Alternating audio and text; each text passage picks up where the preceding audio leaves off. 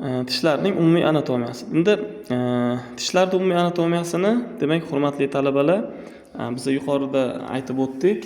Tishlarimizda, demak, kesuvchi tishlar, qoziq tishlar, kichkina oziq va katta oziq tishlarimiz mavjud ekan.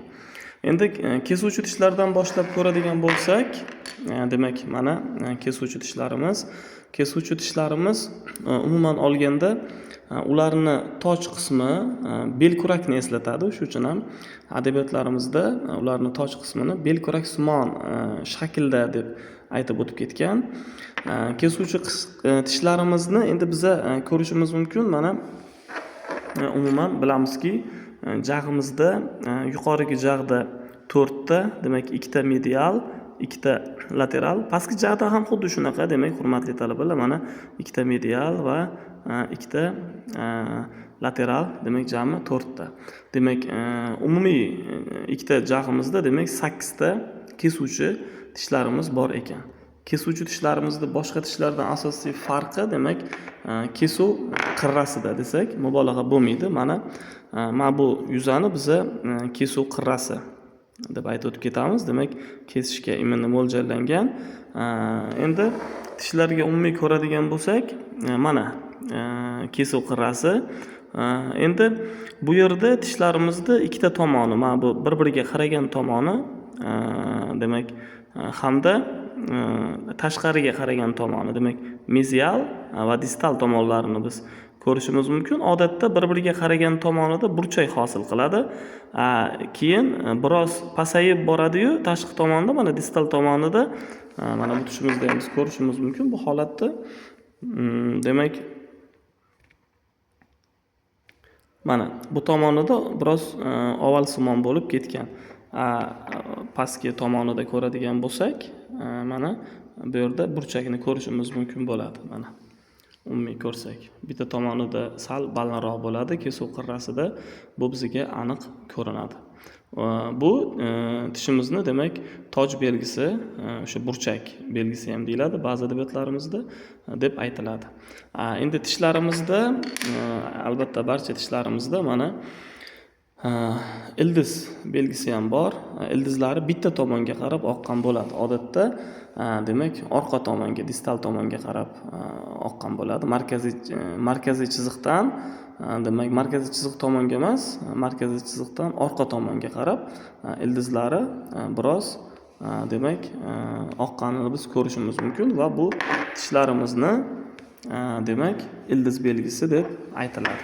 Kesuvchi tishlarimizda endi eng kattasi bu ikkita mana medial kesuvchi tishlarimiz. Ularda umumiy uzunligi, hurmatli talabalar, 24 mm ni tashkil qiladi. Eng kichkinasi bo'lsa pastki medial tishlarimiz. Ularning umumiy uzunligi 20-21 mm ni tashkil qiladi.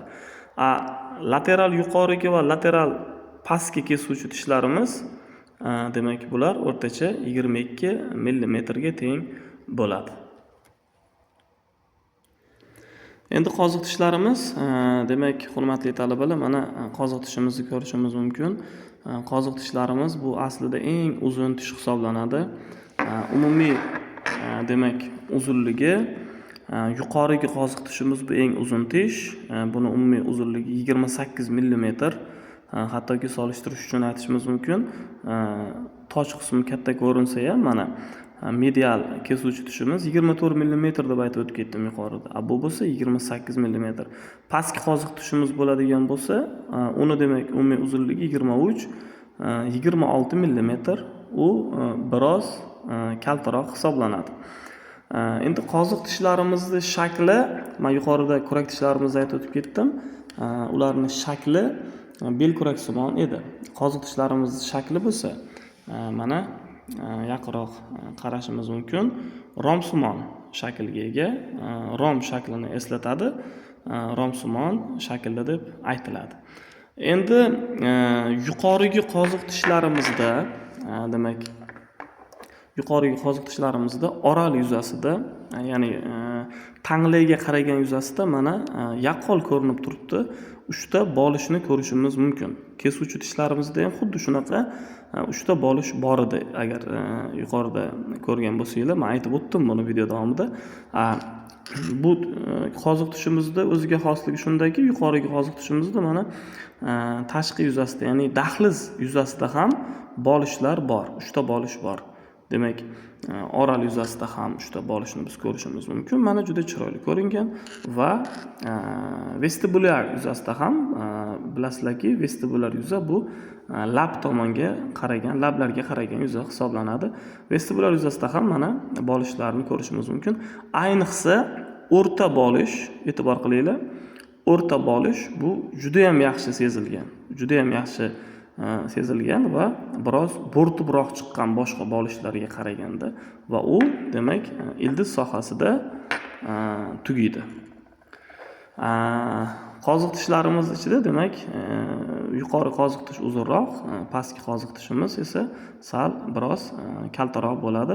Qoziq tishlarimizda ham toj belgisi mana o'zingizlar ko'rishingiz mumkin. Yuqorida aytib o'tib ketdim nima ekanligini va ildiz belgisi demak yaxshi ko'rinadi. Toj belgisini ham, ildiz belgisini ham qoziq tishlarimizda ham biz ko'rishimiz mumkin. Endi hurmatli talabalar, premoliar tishlarimizga o'tamiz. Demak, biz sizlar bilan kesuvchi qoziq tishlarni ko'rib chiqdik. Endi premoliar tishlarimiz. Premoliar tishlarimizda qanaqa o'ziga xoslik bor? Premoliar tishlarimizda, ya'ni kichkina oziq tishlarimiz aytib o'tdik, har bir jag'da 4 tadan, ya'ni o'ng tomonda 2 ta, chap tomonda ham 2 ta, yuqorida ham pastda ham xuddi shunaqa. Har bir jag'da 4 tadan umumiy 2 ta jag'da demak 8 ta premoliar tishimiz bo'ladi. Yuqorigi demak premoliar tishimiz, ya'ni birinchi premoliar tishimiz, yuqorida aytib o'tdik, buni proksimal yoki medial deb aytsak ham bo'ladi. Ya'ni proksimal bilasizlar tanaga yaqin, distal tanadan uzoq. Medial yoki lateral desa ham bo'ladi, ya'ni markaziy chiziqqa yaqin, markaziy chiziqdan uzoq bo'lganligi uchun. Endi yuqorigi birinchi, ya'ni proksimal premoliar tishimiz, bunda 2 ta ildiz bo'ladi. Boshqa premoliar tishlarimizda esa ya'ni distal premoliar yuqorigi va pastki proksimal distal tishlarimizda, aynan premoliar tishlarimizda bittadan ildiz bo'ladi. Farqi shunda bo'ladi. Demak, takrorlab o'taman, faqat yuqorigi birinchi premoliar tishimizda 2 ta ildiz bor, qolgan barchasida bitta ildiz va bitta kanal bo'ladi.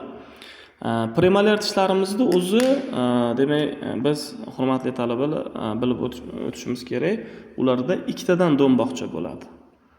Ya'ni dahlizga, og'iz dahlizi tomonga hamda xususiy og'iz bo'shlig'i tomonga qaragan do'mboqchalari bo'ladi. Biz ularni vestibulyar va oral do'mboqchalar deymiz. Premoliar tishlarimizni demak eng kattasi pastki ikkinchi premoliar, eng kichkinasi bo'lsa yuqorigi ikkinchi premoliar hisoblanadi. Demak, bu hajm jihatdan eng katta va eng kichkina premoliar tishlar. Endi bitta narsani aytib o'tishimiz kerak. Demak, pastki birinchi premoliar bunda biroz o'ziga xoslik bor. Ya'ni u ko'proq tashqi tomondan qoziq tishga o'xshaydi. Demak, boshqalarida unaqa holat ko'rinmaydi. Ya'ni oral do'mboqchasi, og'iz bo'shlig'iga qaragan do'mboqchasi biroz kaltaroq bo'ladi va shuning uchun uni ko'pincha qoziq tishga o'xshatishadi. Endi hurmatli talabalar, bitta narsani bilib o'tishimiz kerak. Mana demak tishimiz deylik alveola, mana katagi. Alveola tish katakchasi hisoblanadi. Alveolaning ichida xuddi yog'ochga mix qoqqandek, shunaqa tasvirlangan kitoblarimizda, yog'ochga mix qoqqandek mana kirib turadi, qattiq kirib turadi va uni ikkita tomonida, mana bu tomonida va ikkita tomon, umuman hamma tomonlarida demak sharpey tolalari bo'ladi. Sharpey tolalari bular vositasida demak tish ildizini sementi alveola devoriga birlashib turadi. Demak, tish, takrorlayman, tish ildizini sementini alveola devoriga sharpey tolalari birlashtirib turadi. va mana shu birlashuvni periodont deb aytamiz. Demak, periodont aynan mana shu birlashuv hisoblanadi. Endi tish bo'ynini bizga ma'lumki, demak, milk o'rab turadi.